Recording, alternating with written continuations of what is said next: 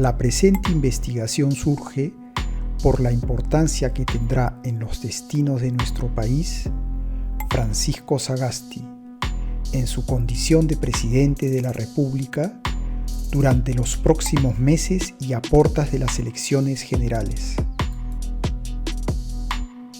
Ciertamente, es conocida la vinculación del señor Sagasti a organismos internacionales como el Banco Mundial o las Naciones Unidas, y la manera accidentada en que llegó a ocupar el máximo cargo dentro del poder político de nuestro país. Lo primero que tenemos que expresar es que, tal como lo dice Karen Hughes, exfuncionaria del Banco Mundial, esta organización es dominada por un poder corrupto que también controla los medios de comunicación. Por esta razón, uno de los primeros anuncios de Francisco Sagasti fue justamente que el Perú debía endeudarse hasta por 30.000 millones de soles, lo cual coincide con las declaraciones de Karen Hughes, en el sentido que este organismo quiere que seamos esclavos de la deuda, quiere ver a nuestros gobiernos esclavos de la deuda y quiere que todos los políticos sean adictos a las gigantes contribuciones financieras que ellos canalizan en sus campañas. Francisco Sagasti fue jefe de la División de Planeamiento Estratégico del Banco Mundial durante 3 años y asesor principal durante 2 años. Además, se ha desempeñado como consultor de las Naciones Unidas. Como bien se sabe, para ocupar cargos o puestos en dichas entidades internacionales, es necesario tener acceso a una red de contactos e influencias que en la mayoría de casos tiene que ver con la pertenencia a organizaciones mistéricas, entre las cuales destaca, por ejemplo, la masonería, pero existen muchas otras menos conocidas.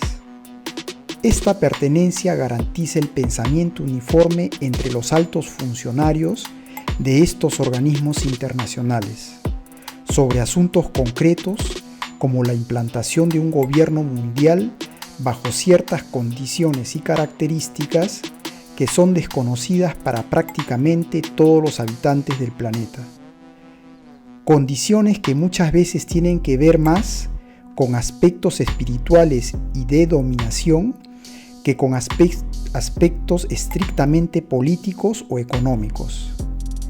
A este respecto, hay que recordar que, por ejemplo, Robert Zoellick, quien ocupó la presidencia del Banco Mundial, era un masón reconocido y estuvo implicado en una serie de malos manejos que afectaron la economía de varios países. Por otro lado, un hecho que no ha sido adecuadamente analizado es la lectura de un poema de Vallejo durante la juramentación por parte de Sagasti. En los círculos mistéricos, la utilización de claves o símbolos es muy importante, pues de esta manera se mandan mensajes a quienes pueden entender entre líneas el conocimiento reservado a los iniciados. Y termino ahora sí, queridos amigos, citando unas palabras de César Vallejo. Quisiera compartir con ustedes las últimas líneas de mi poema favorito de César Vallejo. Considerando en frío, examinando en fin sus encontradas piezas, su retrete, su desesperación al terminar su día atroz, borrándolo, comprendiendo que él sabe que le quiero, que le odio con afecto y me es, en suma, indiferente. Considerando sus documentos generales y mirando con lentes aquel certificado que prueba que nació muy pequeñito, le hago una seña, viene, y le doy un abrazo, emocionado. Muchos no lo saben, pero el poeta peruano César Vallejo, natural de La Libertad, capital Trujillo, creció en un entorno donde la intelectualidad estaba vinculado a logias o grupos mistéricos de la época. Si no recordemos, por ejemplo, la relación que hubo entre el poeta y un líder político connotado, como lo fue Víctor Raúl Haya de la Torre, reconocido masón de aquel entonces. Sobre la vida masónica de Haya de la Torre podemos mencionar que se inició el 27 de junio de 1928 en la RLS Acacia número 7 del Valle de Mérida, Yucatán, Oriente de México, jurisdiccionada a la Gran Logia Unida, la Oriental Peninsular, de los antiguos, libres y aceptados masones del rito escocés antiguo y aceptado. Al retornar al Perú, Víctor Raúl quiso afiliarse a la BRLS Cosmopolita número 13 del Valle de Trujillo, pero lamentablemente no pudo cumplir su deseo, debido a que esta logia se encontraba recesada. Entonces solicitó su afiliación en Lima a la BRLS Virtud y Unión número 3, logia que había tenido entre sus miembros a uno de los más aguerridos soldados del Ejército Libertador del RH José Francisco de San Martín y Matorras. Ello explicaría la cercanía entre estos dos personajes, uno poeta y otro político.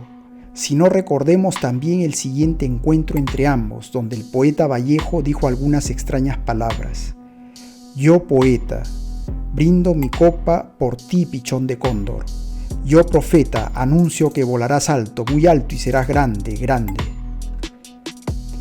Quienes dudan de las raigambres mistéricas de César Vallejo y de sus conexiones masónicas, razón por la cual fue citado por Sagasti, voy a hacer referencia a un artículo publicado por Alejandro Romualdo, ilustre intelectual de la generación del 50, en el que afirma la raíz pitagórica y esotérica agudizada en Trilce, emblemático poema de Vallejo, imprime al 1, al 2, al 3 y sus múltiples, 999, 1 más 5 igual 6, son también las 69 veces púnicas, una simbología numeral de perfección pitagórica.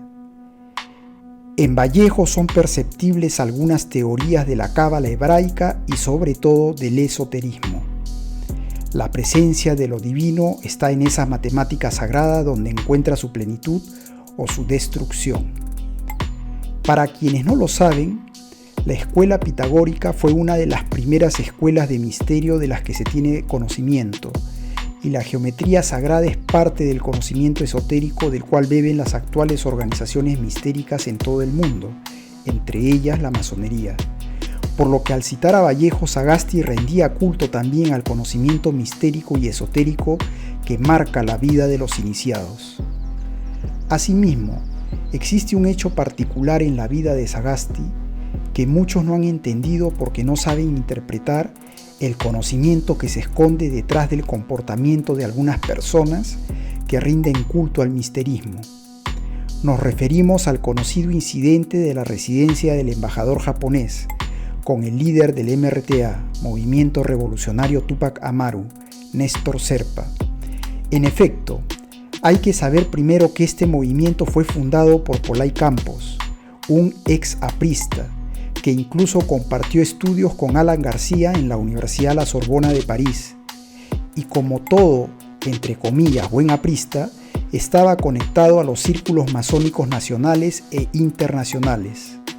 Es más, la alusión a Túpac Amaru por parte de su movimiento no es casual, ya que el precursor indígena Túpac Amaru tenía vínculos con logias asentadas en el Perú en aquellas épocas, tal como lo sugiere la película Túpac Amaru, interpretada por el actor Reinaldo Arenas.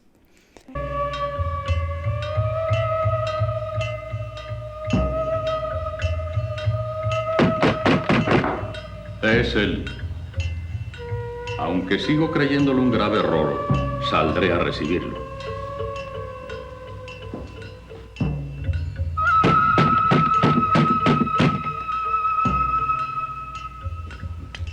Hay que confiar en la gente. Si no, ¿de qué renovación hablamos?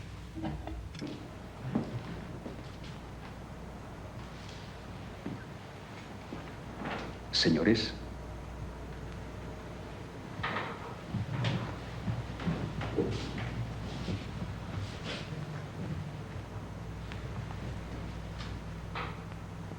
Me place volver a verlos, Ilustrísima. ¿Estás seguro de que no lo han seguido? No olvide, monseñor, que soy un simple arriero. Estoy de paso en una ciudad, camino de Huamanga. Entonces es verdad que se marcha usted a Lima. En efecto, señor. Los ayllus de mi cacicazgo me han confiado su representación.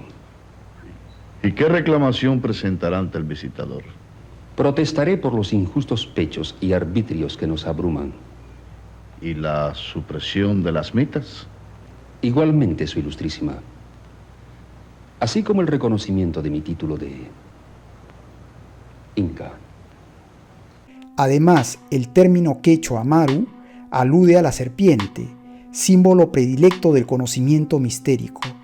Es por esta razón que los miembros del MRTA tenían un profundo respeto por Francisco Sagasti, en su calidad de maestro iniciado. Si no, leamos lo que el propio Sagasti cuenta en su diario. Converso con quien aparentemente es el segundo de la operación. Me dice: Don Sagasti, yo he leído sus cosas y he leído sus entrevistas en los diarios. Le pregunto: ¿cómo se llama usted? Dice Sagasti, y me responde: llámeme solo compañero. Finalmente anota el actual presidente. Se termina, por fin, de pasar lista. Ya se tienen los nombres definitivos de los que vamos a ser liberados. Serpa está parado al lado de la escalera, conversando con nosotros y sonriendo. Aprovecho para pedirle su autógrafo, que tiene como título La operación del MRTA, Pelotón de Fuerzas Especiales Edgar Sánchez, Operación Torre Condesú, consigna Rompiendo el Silencio, el pueblo los quiere libres, Embajada del Japón, 8 p.m., 17 de diciembre de 1996.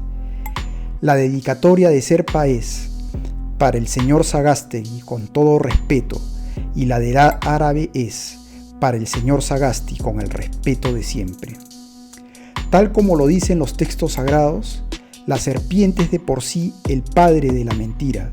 Por eso ahora entendemos por qué Sagasti niega que en efecto le pidió un autógrafo a Serpa y al árabe, en agradecimiento y mutua admiración.